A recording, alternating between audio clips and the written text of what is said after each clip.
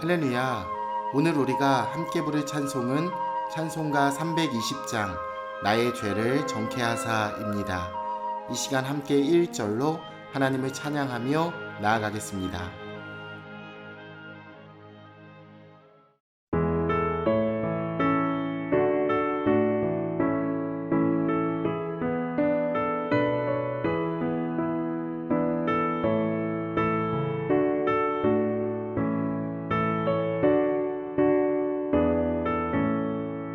나의 죄를 정케하사 주의 일꾼 삼으신 구세주의 넓은 사랑 항상 찬송합니다. 나를 일꾼 삼으신 주 크신 능력 주시고 언제든지 주 뜻대로 사용하여 주소서. 오늘 하나님이 우리에게 주시는 말씀은 출애굽기 4장 24절로 31절입니다.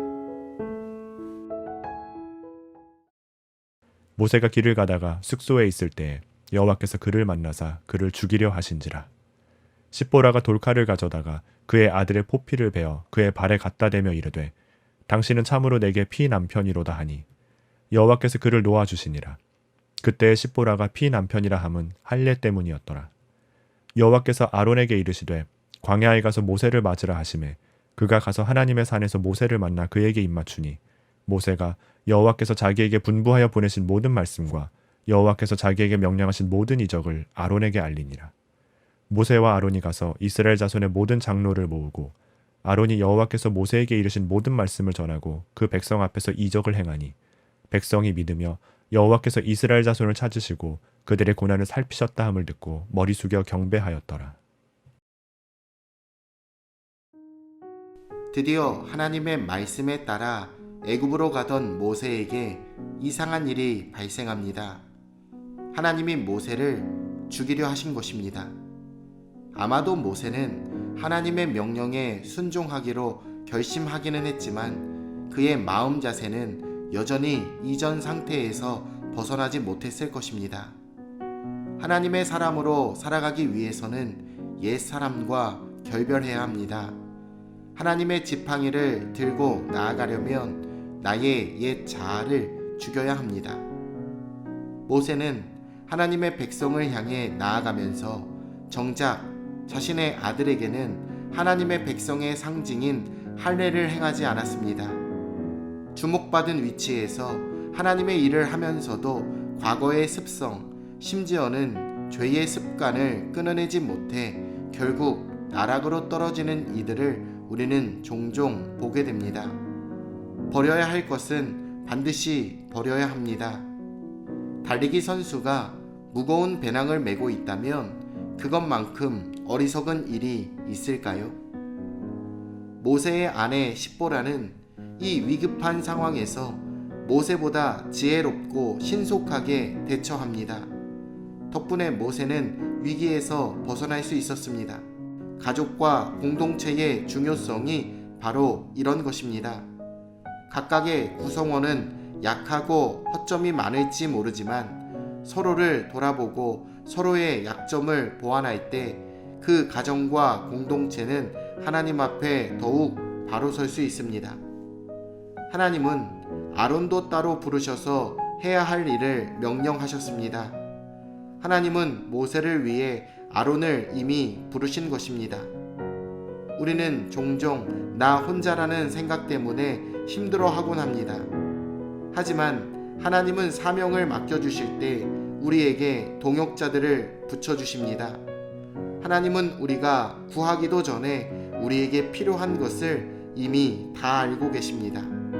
그렇기에 내가 감당할 수 없는 사명이 주어진다 해도 하나님을 믿고 결단하시길 바랍니다. 모세와 아론은 하나님의 산에서 제외합니다. 그곳은 모세가 하나님의 임재를 체험하고 소명을 받은 곳입니다. 또한 장차 이스라엘 민족이 하나님과 언약을 맺고 하나님의 백성으로 거듭나게 될 곳입니다. 우리가 동역자를 만나고 믿음의 형제 자매들을 만나는 곳, 그곳은 하나님이 임재하시는 곳이어야만 합니다. 이제 모세와 아론은 함께 사명을 감당합니다. 먼저 이스라엘의 장로들을 모읍니다. 그들은 하나님께 사명을 받았다고 무조건 이스라엘 백성에게 나아가지 않습니다. 먼저 장로들을 모으고 모세에게 주신 하나님의 말씀을 아론이 전합니다. 그리고 모세는 하나님이 말씀하신 이적을 그들 앞에서 행합니다. 하나님이 말씀하신 대로 진행되고 있습니다. 아직 출발점이지만 하나님은 모세에게 말씀하신 대로 하나하나 이루어 가십니다. 말씀과 징표를 보여주자 백성들도 믿었습니다. 하나님이 그들의 한탄을 들으셨음을 깨닫게 되었습니다. 그것만큼 기쁜 일이 또 어디에 있었을까요? 그래서 이스라엘 백성은 하나님께 경배합니다. 아직도 갈 길은 멀었지만 하나님의 도우심과 이루심을 경험하는 것은 기쁜 일입니다. 공동체는 이렇게 같은 비전을 품고 동일한 은혜를 나누며 함께 예배해야 합니다. 그래야 장차 다가올 고난도 함께 이겨낼 수가 있기 때문입니다. 하나님은 우리를 일꾼으로 부르셨습니다.